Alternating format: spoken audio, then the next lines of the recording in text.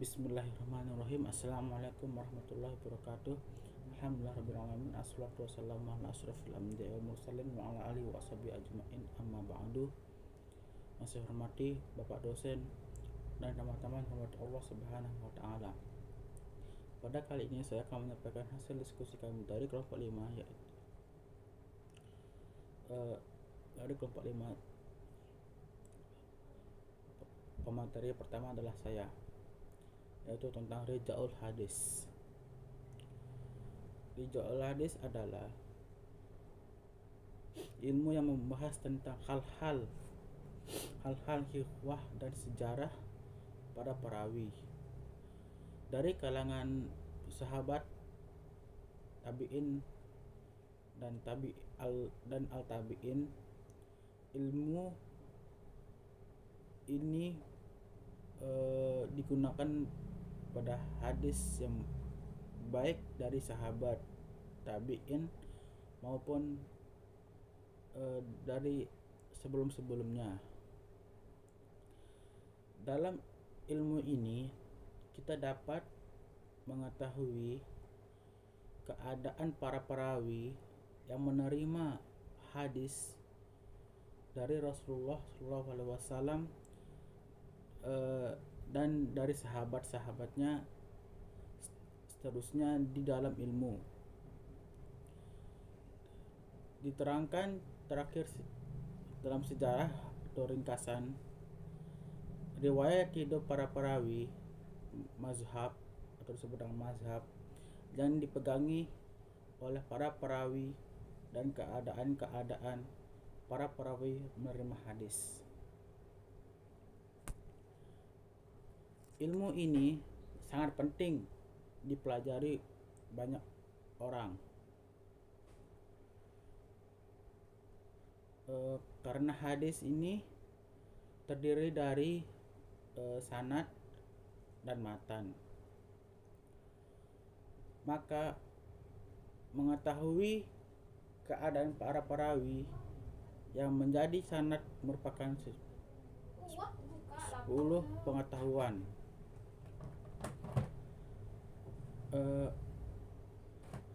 Ada juga yang menerangkan sebab dipandang adil dengan menyebut kata-kata yang dipakai untuk itu serta mempunyai martabat perkataan dan menerangkan nama-nama yang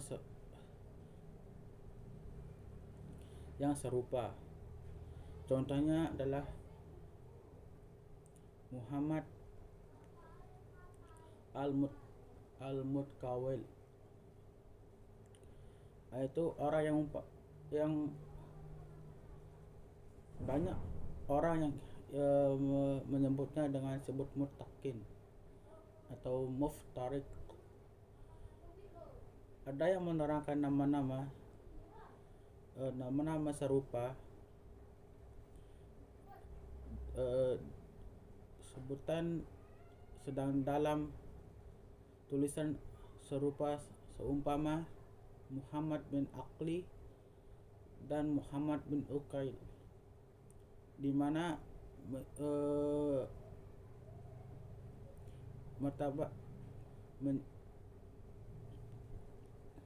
mustabah. Ada juga yang menyebutkan mustajib.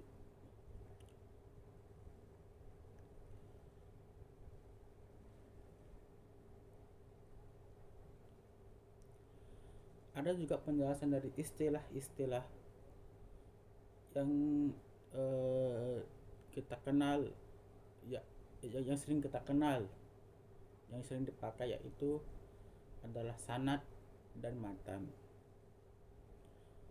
As-sanad dalam secara bahasa adalah menjadikannya sendirian atau penopang yang dia menyandarkan kepadanya. Yang kedua adalah sanad. Sanad dalam istilah para ahli hadis yaitu jalan yang menghubungkan kepada matan atau susunan para perawi yang menghubungkan kepada matan atau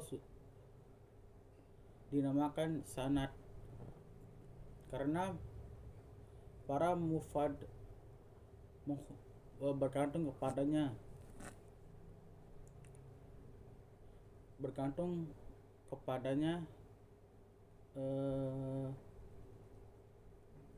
dalam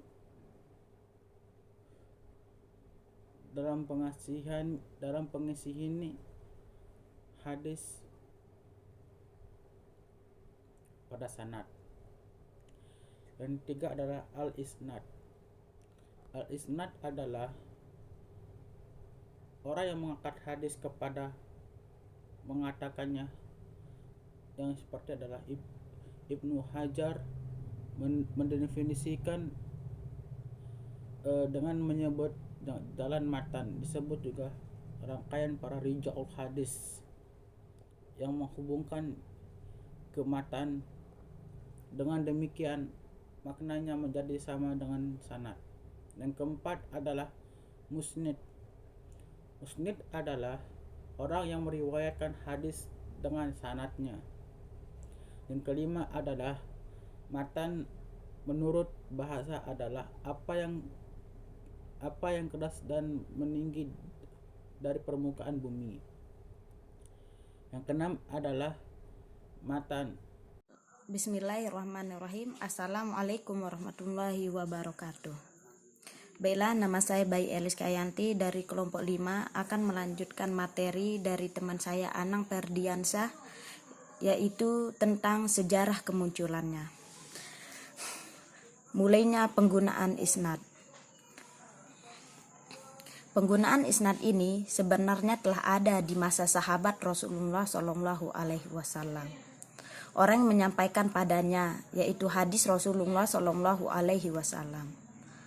Hanya saja makin banyak pertanyaan terhadap isnad dan makin intensnya orang meneliti dan memeriksa isnad. Itu mulai terjadi setelah terjadinya fitnah Abdullah bin Sabah dan pengikut-pengikutnya, yaitu di akhir-akhir kekhalifahan Utsman bin Affan. Dan penggunaan sanad terus berlangsung dan bertambah seiring dengan menyebarnya para ashabul ahwa, pengikut hawa nafsu di tengah-tengah kaum muslimin, dan banyaknya fitnah yang mengusung kebohongan sehingga orang-orang tidak mau menerima hadis tanpa isnad. Agar supaya mereka mengetahui perawi hadis tersebut dan mengenali keadaan mereka. Imam Muslim meriwayatkan dengan isnadnya dari Muhammad bin Sirin bahwasannya beliau berkata, dahulu orang-orang tidak pernah menanyakan isnad, akan tetapi setelah terjadi fitnah maka dilihat hadis ahli sunnah lalu diterima, dan dilihat hadisnya ahli bidah lalu tidak diterima atau ditolak. Ali Ibnul Madini mengatakan bahwa Muhammad bin Sirin adalah orang yang selalu melihat hadis dan memeriksa isnadnya. Kami tidak mengetahui seseorang pun yang lebih dahulu darinya. Dan yang kedua yaitu munculnya ilmu rijalul hadis. Kemunculan ilmu rijalul merupakan buah dari berkembang dan menyebabnya penggunaan isnad serta banyaknya pertanyaan tentangnya, dan setiap maju zaman maka makin banyak dan makin banyaknya pertanyaan tentangnya, dan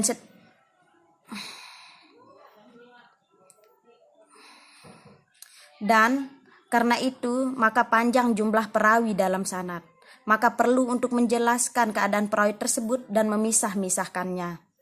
Apalagi dengan munculnya bid'ah dan hawa nafsu, serta banyaknya pelaku dan pengusungannya. Karena itu tumbuhlah ilmu rijal yang merupakan suatu keistimewaan umat ini di hadapan umat-umat lainnya. Akan tetapi, kitab-kitab tentang ilmu rijal nanti muncul setelah pertengahan abad 2, dan karya tulis ulama yang pertama dalam hal ini adalah kitab At-Tarikh yang ditulis oleh Al-Laits bin Sa'ad, dan kitab Tarikh yang disusun oleh Imam Abdullah bin Mubarak. Imam Az-Zahabi menyebutkan bahwa Al-Walid bin Muslim juga memiliki sebuah kitab Tarikh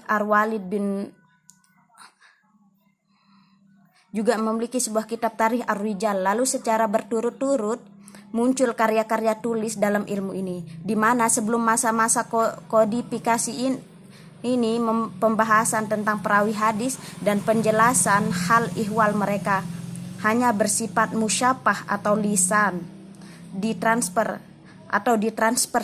sedemikian rupa oleh para ulama dari masa ke masa.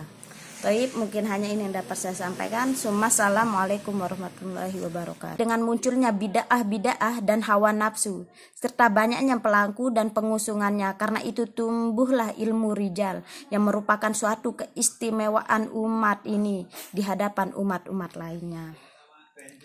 Akan tetapi, kitab-kitab tentang ilmu rijal nanti muncul setelah pertengahan abad 2, dan karya tulis ulama yang pertama dalam hal ini adalah kitab At-Tarikh yang ditulis oleh Al-Laits bin Sa'ad, dan kitab Tarikh yang disusun oleh Imam Abdullah bin Mubarak. Imam Az-Zahabi menyebutkan bahwa Al-Walid bin Muslim juga memiliki sebuah kitab Tarikh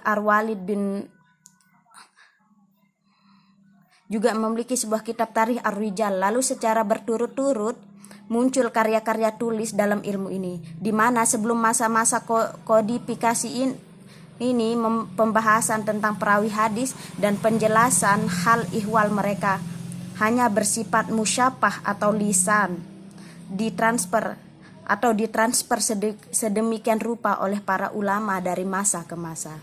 Baik, mungkin hanya ini yang dapat saya sampaikan. Assalamualaikum warahmatullahi wabarakatuh. Assalamualaikum warahmatullahi wabarakatuh. Nama saya Mutmainatullah. Saya akan melanjutkan materi dari saudari baik Eliska Yanti, yang dimana saya akan membahas tentang urgensi ilmu rijalul hadis beserta cabang-cabangnya. Pertama, saya akan membahas tentang urgensi ilmu rijalul hadis. Dalam urgensi ilmu rijalul hadis ini, di mana untuk mengetahui sikap atau kriteria dari para ulama dalam menilai perawi. Contohnya Al-Hakim adalah ulama yang termasuk mustahil, sedangkan Al-Bukhari termasuk sama yang mutasadid dalam perawi hadis. Misalnya, Al-Bukhari ini menyampaikan pertemuan secara langsung antara perawi dengan perawi sebelum maupun sesudah.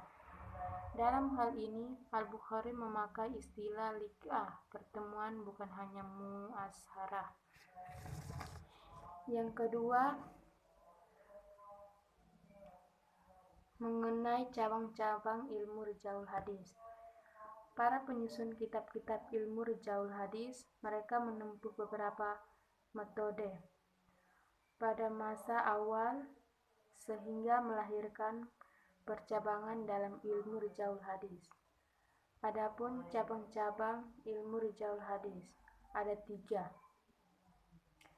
Yang pertama, kitab-kitab tentang Tabaqat ar-Rijal.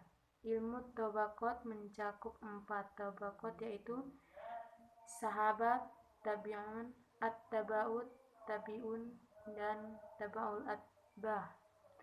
Yang kedua, kitab-kitab ma'rifah as-sahabah tentang pengenalan sahabat-sahabat Rasulullah SAW. Yang ketiga, al-jawad ta'dil, melahirkan ilmu tentang tawarik arwah. Ilmu tawarik arwah membahas tentang keadaan para perawi hadis dan biografinya. Tujuan ilmu ini mengetahui bersambung atau tidaknya sanad atau suatu hadis. Baik, sekian presentasi dari kami. Mohon maaf bila ada kesalahan dalam presentasi kami ini. Sekian, wassalamualaikum warahmatullahi wabarakatuh.